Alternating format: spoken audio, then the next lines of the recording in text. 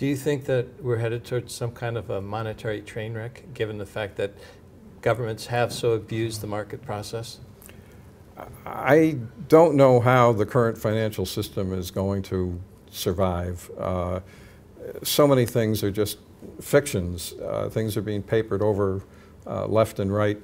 I have suspected for a few years that central banks will get in front of this problem by mobilizing gold back into the financial system. I don't really expect a gold standard, and I don't advocate a gold standard. I advocate a free market in the monetary metals, because I think that will accomplish the objectives of a gold standard better than the gold standard itself would.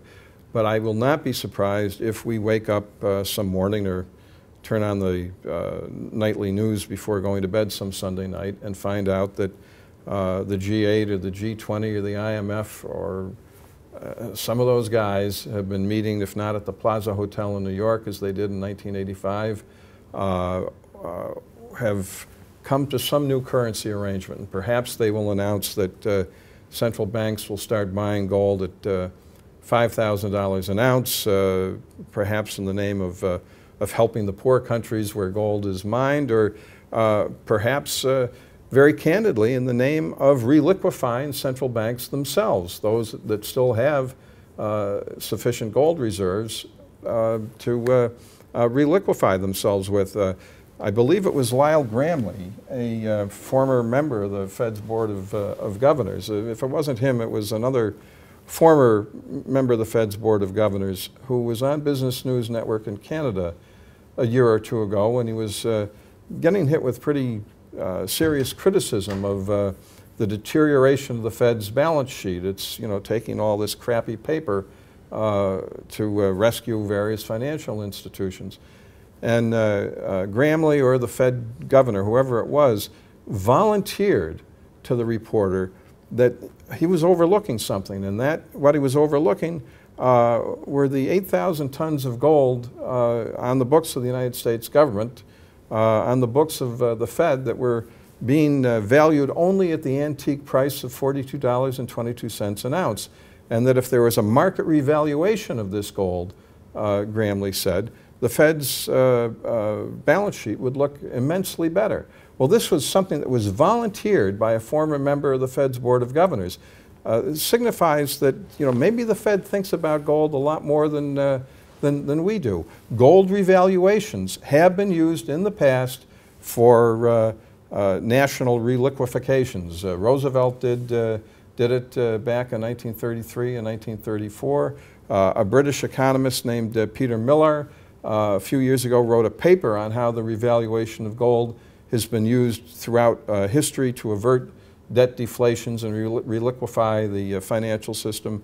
I'm pretty confident it's going to happen again, and I just want to live so long to see it. Yeah, I just want to remind viewers that when you talk about a revaluation of gold, the other side of that coin, of course, is a devaluation of the currency against which gold is being revalued, which means the currency is going to be purchasing less than gold would be doing. To wrap up, let's just talk a little bit about GATA and how people can help. I know you're a nonprofit organization and you do accept donations from the public to keep GATA funding for trips when you're speaking at conferences, paying for attorneys for the Freedom of Information Act. Can you tell the viewers a little bit about how they might be able to help and contribute? GATA is a Delaware corporation. We were incorporated in January 1999. We're a nonprofit tax-exempt corporation under Section 501c3 of the Internal Revenue Code in the United States. Contributions, financial contributions to GATA are federally tax-exempt in the United States. If you live outside the United States, I'm afraid I can't help you there. But people from outside the United States, of course, can make donations to GATA. Yes, we accept donations by check, by credit card, and by gold money. If people want to go to our internet site, www.gata.org, in the left column of that internet site is a little icon for how to help us, and we are most grateful if If you want to send us $5, you'll be sending us more than most of the major mining companies have. Thank you very much, Chris. It's been a real pleasure speaking with you. It's all mine. Thank you.